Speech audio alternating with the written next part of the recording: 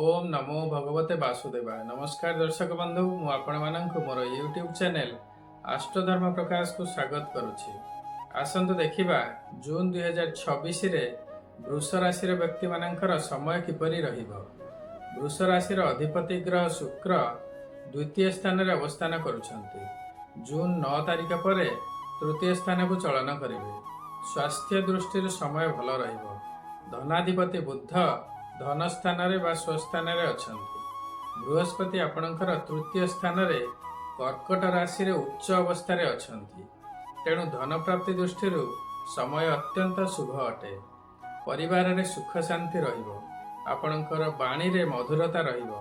वर्तमान आपण बहुत भल भल सुस्वादु खाद्य खाइबे। आपण जदि जानवाहन रिलेटेड बा जमी रिलेटेड बिजनेस करुथिबे तेबे सेथिरे क्षति होई पारे। आपणकर मातांक स्वास्थ्य संबंधी समस्या देखा देई पारे। जानवाहन रु एक्सीडेंट हेबार मध्य संभावना रहिबो। बृहस्पतिंकर दृष्टि आपणकर सप्तम स्थान को, नवम स्थान को एवं एकादश स्थान को रहुछि। आपणकर जीवन साथी सहित संपर्क रे मधुरता रहिबो। वाणिज्य व्यवसाय रे उन्नति हेबो। पितांक सहित संपर्क मध्य भल रहिबो। पितांक ठारू आपण साहाय्य सहयोग मध्य पाइबे। व्यवसाय रे उन्नति हेबो। आय बढ़िबो, लाभ मध्य बढ़िबो। आपणकर सामाजिक प्रतिष्ठा बढ़िबो। एही मासरे आपण बहुत लॉन्ग टर्म ट्रैवल करि पारंती। विद्यार्थी माने उत्तम प्रदर्शन करिवे। उच्च शिक्षा पाई मध्य सुयोग मिली पारे। वर्तमान जदि आपण किछि टेस्ट बा एग्जामिनेशन दउथिबे तेबे सेथिरे निश्चय भल रिजल्ट करिवे। वर्तमान आपणकर संतान मानकर मध्य शुभ समय रहिबो। शनि आपणकर एकादश स्थान रे अछंती। एकादश शनि शुभ फल प्रदान करंती। धर्म कर्म अर्थ वृद्धि हेबो। नाम ख्याति यश कीर्ति इत्यादि बढ़िबो। भोग विलास रे आपणकर समय अतिबाहित हेबो। ओवरऑल एही मासटी आपणकर बहुत भल रहिबो। देवगुरु बृहस्पतिंकर प्रतिकार करंतु।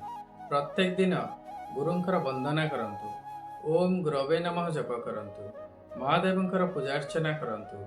आपणकर कुल पुरोहित बा ब्राह्मण माननकु किछि किछि दान दक्षिणा दियंतु एवं सेमानकर आशीर्वाद प्राप्त करंतु। पिता मातांकर सेवा करंतु। गो मातांकर सेवा करंतु एवं प्रत्येक दिन विष्णु सहस्र नाम जप करंतु। बृहस्पतिंकर कृपा प्राप्ति हेबो। आपण ग्रहराज शनिदेवंकर मध्य प्रतिकार करंतु। प्रत्येक दिन ओम सम शनिश्चराय नमः जप करंतु। प्रत्येक शनिवार शनि मंदिर जांतु। राशि तेल रे दीपटिए दान करंतु।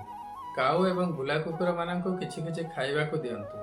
समाजर तळ श्रेणी रे व्यक्ति यथा सफाई कर्मचारी, house hold worker, boot police वाला इत्यादि को जोता, चप्पल, छता, रेनिकोट इत्यादि सेमानकु दान करंतु।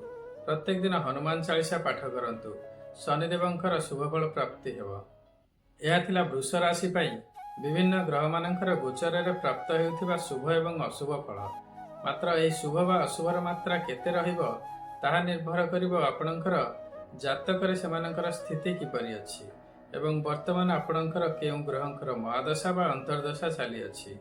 जदि आपणको लागुछि ग्रह मानकर स्थिति अनुसार आपणको रिजल्ट मिलु नाही बा आपण चाहंती जदि किछि निर्दिष्ट समस्या थाए यार समाधान करिया को चाहथांती तेबे वीडियो रे दिया जाइथिबा नंबर रे जोगाजोग करंतु।